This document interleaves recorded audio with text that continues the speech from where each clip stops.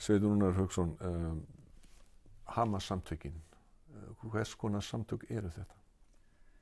Hamas heiti á samtökum sem að kalla sig íslamska andspyrnuhreyfingin, og þetta er nú ekki gömul hreyfing í palestínsku stjórnmálum, því að Hamas samtökin voru stofnuð 1987, raunar sama ár og félagið Ísland-Palestína. Þessi samtök þau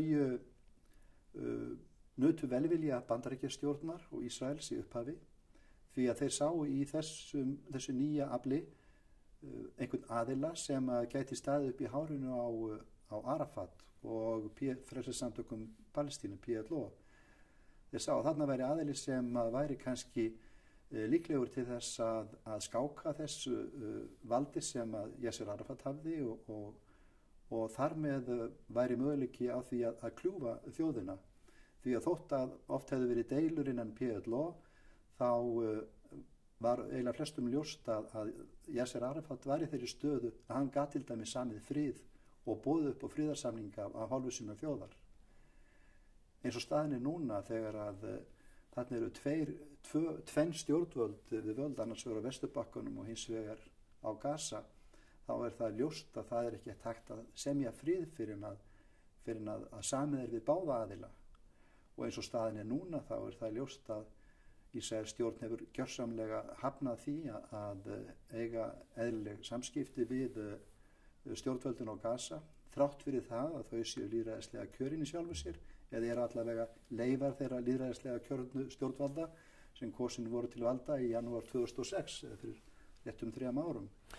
Nú er ljóst að nú er Hamas lýst sem, og þau lýsa sjálfum sér sem íslamískum samtökum, þeim er lýst sem samtökum ofsatfrómanna, þeir vilja ekki viðurkenna tilverurétt Ísraels og þrátt fyrir það að þeir séu verulega róttækir, að þá njóta þeir mjög mikil stuðnings almennra íbúa á Gaza.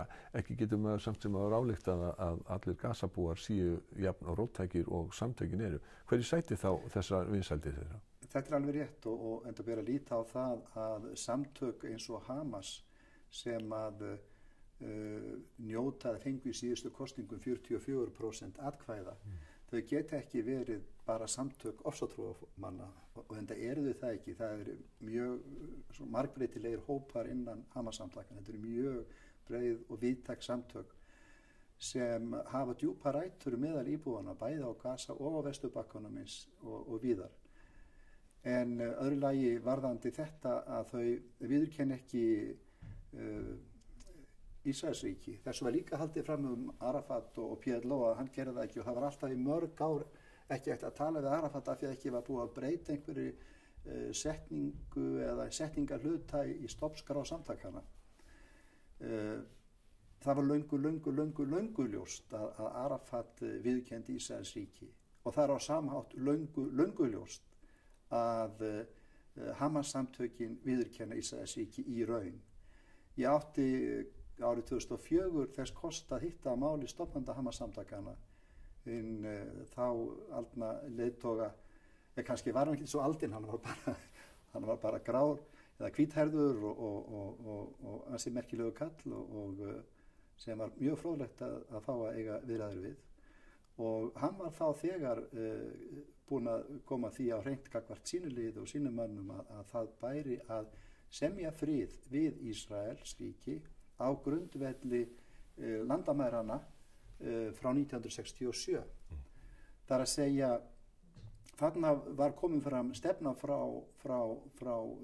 helsta leiðtogasamtakana, og þetta er stefna sem hefur verið, ef við hefum hlustað á Hamas-samtökinu, ef menn vilja hlusta á þá er þetta eitthvað sem hefur komið fram líka fyrir kosninga ára eftir, og þetta hefur hann ég líka sagt, núverandi forsætisráðherra á Gazasvæðinu og áður forsætisráðherra þjóðstjórnarinnar í Palestínu, að það bæri að semja við Palestínu, og það bæri að semja við Ísrael, bara svo fremi að þeir létu landið af hendi. Þá skildi semja á grundvelli þessara einu alþjóðlega viðurkenndu landamæra sem eru græna línan frá 1949, sem að síðan var þurrkuð út í 6. stríðinu 67 þegar að Ísraelsríki lagði allt landið undir sig og raunar líka fleiri landsvæði annarra nágrannaríkja.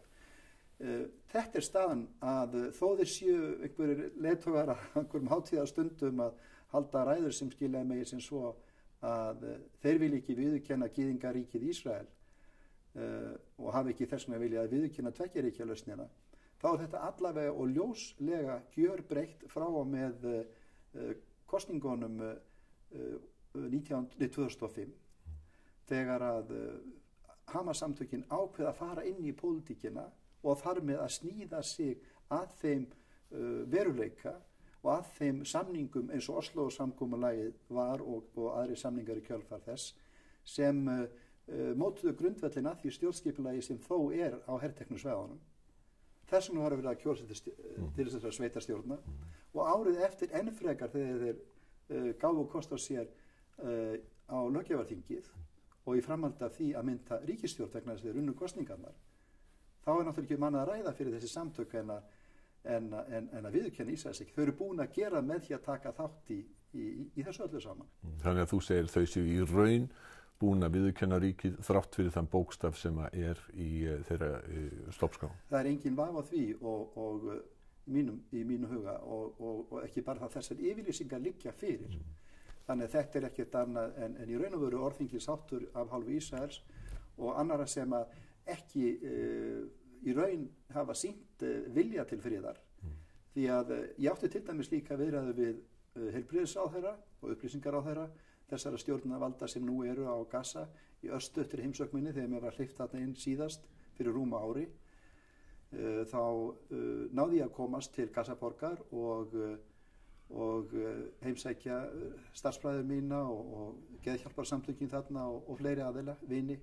En jafnframt fékk ég tækifæri til þess að heimsækja þennan ráðherra í stjórninni, ungan baklunarskurðlækni sem að gegnir núna bæði stöðu íþrótta og æskulís mála, upplýsingamála og heilbrigðismála.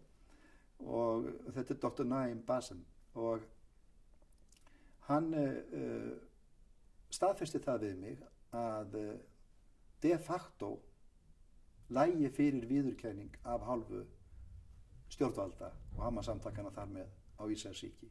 Það er ekki spurning um það.